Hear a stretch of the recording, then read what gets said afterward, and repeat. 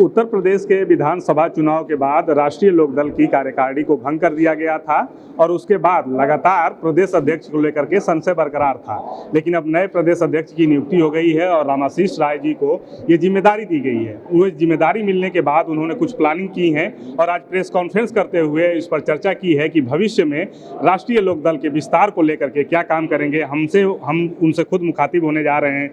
Sir, पहले तो बहुत बहुत शुभकामनाएं आपको। धन्यवाद आपको। पार्टी का एक जो क्षेत्र है, माना जाता है कि पश्चिमी यूपी में ही उसका प्रभाव है। विधायक भी आपके सबसे ज़्यादा वहीं से हैं, 8 विधायक हैं।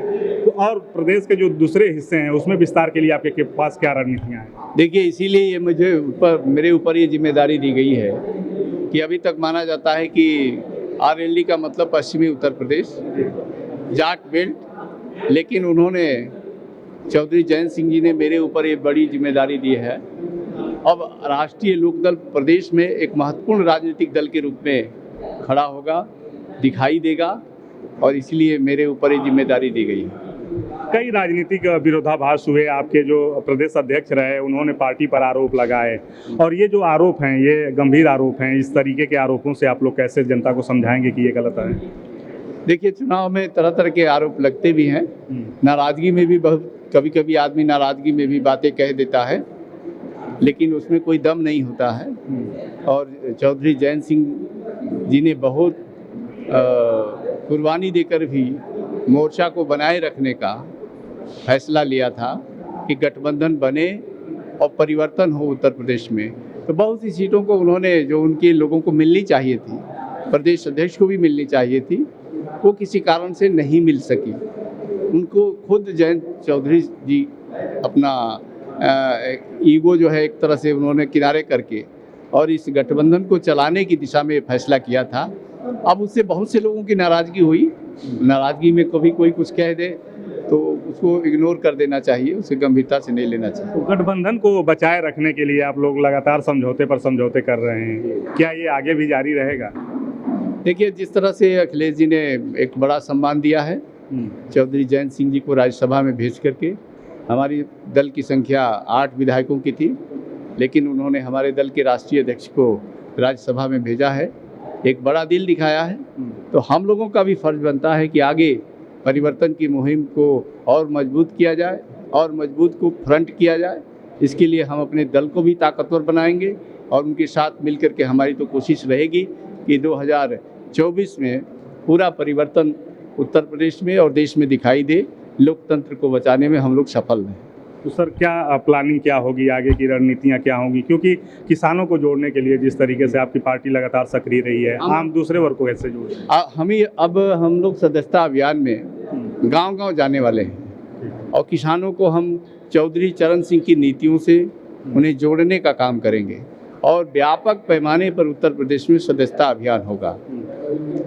इस सदस्यता अभियान को सफल करने के लिए हम विधानसभा लेवल पर, क्षेत्र पंचायत लेवल पर और जिले लेवल पर भी सदस्यता प्रमुख बनाने जा रहे हैं, प्रदेश लेवल पर भी बनाने जा रहे हैं। इसका खुद जिलों में दौरा करके और इसका स्थलीय ठीक प्रकार से इसका सदस्यता का कार्य पूरा किया जाए, इस दिशा में मैं खुद जगह जगह दौरा करने जा रहा हूँ। तो हम चाहते हैं कि बहुत बड़ी संख्या में, लाखों की संख्या में लोक दल के सदस्य बने और फिर उनको संगठन में पिरो करके उनको प्रशिक्षित किया जाए, जगह जगह अच्छा संगठन तैयार किया जाए। इस दिशा में काम करने का फैसला किया है। सर, भारतीय जनता पार्टी की जो आज की स्थिति है, लगभग अपराजय की स्थिति बनी हुई है, उसको हरा पाना बहुत कठिन चुनौती है। आपने उनके साथ काम किया हुआ है, किस तरीके से आप देख रहे हैं, क्या काट निकालेंगे?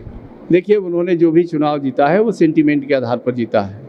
कभी भारत पाकिस्तान के नाम पर जीते, कभी सेना का उपयोग करके जीते, और आज ये हालत है कि अब धीरे धीरे लोग उनके तरह तरह के जो उन्होंने नया नया इवेंट लॉन्च किया था उससे लोगों का मोह भंग हो गया है।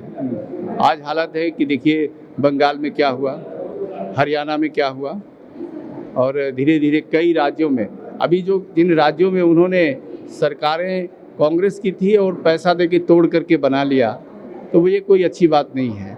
मेरा तो आरोप है कि लोकतंत्र को आज जो है देसी और विदेशी कॉरपोरेट घरानों के चंगुल में कैद हो गया है और भारतीय जनता पार्टी तो एक कंपनी बन चुकी है, पार्टी नहीं रह गई है और वो इन कारपोरेट घरानों के इशारे पर काम कर रही है। ये जनता अब समझ रही है। इसलिए महंगाई, बेरोजगारी, कानून व्यवस्था एक बड़ा मुद्दा है। किसानों के उत्पादन का लाभकारी मूल्य देना एक बड़ा मुद्दा है। इन मुद्दों पर लोकदल पूरे प्रदेश में जन जागरण भी करेगा, अपने संगठन को मजबूत करेगा और परिवर्तन की मुहिम को तेज करेगा। इस दिशा में काम करेंगे। हमसे बात करने के लिए धन्यवाद। तो ये हैं राष्ट्रीय लोकदल के नए प्रदेश अध्यक्ष रामाशीष राय, जिनका कहना है कि भारतीय जनता पार्टी को हराने के लिए वो किसानों के मुद्दे को उठाएंगे और उन मुद्दों पर जनता के बीच जाएंगे। सहयोगी अनुराग के साथ Sushil Kumar, Daily Insider, Lucknow. UP और देश दुनिया की तमाम ताजा तरीन खबरों के लिए गूगल प्ले स्टोर से आज ही डाउनलोड करें हमारा तेजी से उभरता न्यूज ऐप डेली इंसाइडर।